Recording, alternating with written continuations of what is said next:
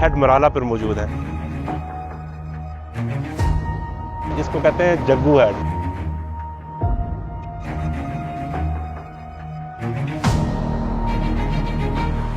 Head रसूल के खूबसूरत मुकाम पर आपको खुशामदीद।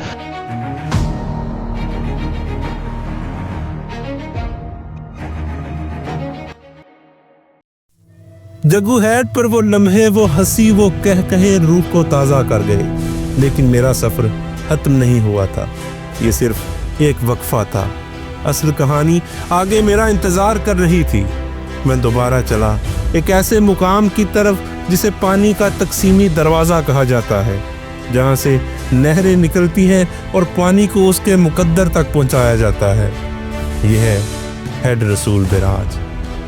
हेड रसूल के खूबसूरत मुकाम पर आपको खुशामदीद। आज हमने सारा दिन पंजाब के पानियों के साथ गुजारा और ये ऐसा नहरी निज़ाम है जिसकी वजह से इस खित्ते में सब्ज़ इनकलाब आया, लोगों की ज़िंदगियाँ बेहतर हुई, ज़राअत में बेपनाह इजाफा हुआ और उसी का आज के दिन का आखिरी स्पॉट हेड रसूल उस जगह पे हम मौजूद हैं और उसके करीब जा रहे हैं और करीब जाके आपको इसके बारे में मज़ीद इन्फॉर्मेशन देते हैं। एक ऐसा मुकाम जिसकी बुनियाद रखी गई 1901 में, जब अंग्रेज़ों ने पंजाब की ज़मीनों को सैराब करने के लिए पानी को मुकम्मल नक्शे के साथ बांटने का फैसला किया। ये बिराज एक ट्रैफिक कंट्रोल सिस्टम की तरह काम करता है।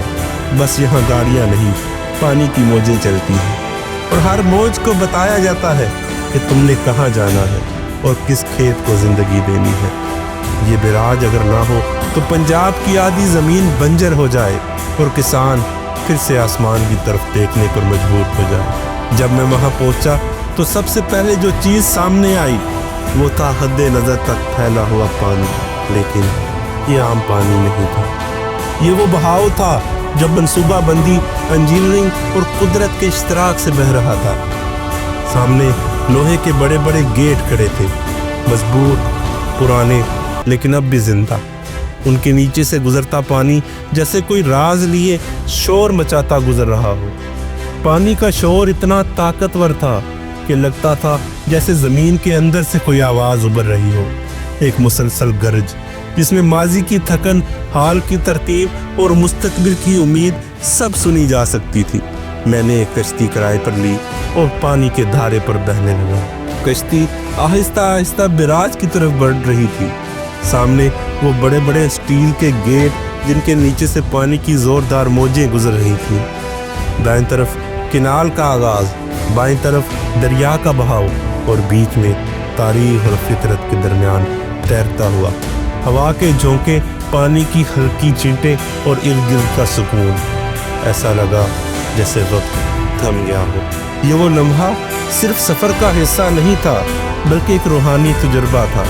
ऐसा लगता था जैसे पानी कुछ कह रहा हो कि मैं कभी बेकाबू था पर अब मुझे मकसद मिला है। हेड रसूल पानी की तकसीम का मरकज़ ज़रूर है, लेकिन हकीकत में ये इंसानी ज़िंदगी, मेहनत और ख्वाबों की रवानी का मरकज़ है। जब ये बिराज पानी को दो तरफ बांटता है तो वो सिर्फ ज़मीन को तर नहीं करता बल्कि हज़ारों ख़ानदानों के चूल्हे जलाता है, खेतों को हरा करता है और फसलों के ज़रिए लाखों लोगों को रोज़गार देता है। ये उम्मीदों को मंजिलें देता है, क्योंकि हर कतरा जो यहाँ से निकलता है किसी किसान के दिल को ये यकीन दिलाता है कि कल उसका खेत हरा होगा, कल उसकी फसल कटेगी और कल उसका बच्चा भूखा नहीं सोएगा। ये वो जगह है जहाँ पानी सिर्फ मिट्टी से नहीं मिलता बल्कि उम्मीद से जुड़ता है। ये बिराज सिर्फ पानी नहीं बांटता, ये जिंदगी का तवाज़ुन कायम रखता है। अगर ये बिराज ना हो, अगर ये तकसीम मुनज़्ज़म ना हो तो या तो कहीं पानी की भरमार हो जाए या कहीं प्यास इतनी बढ़ जाए कि ज़मीन फट जाए।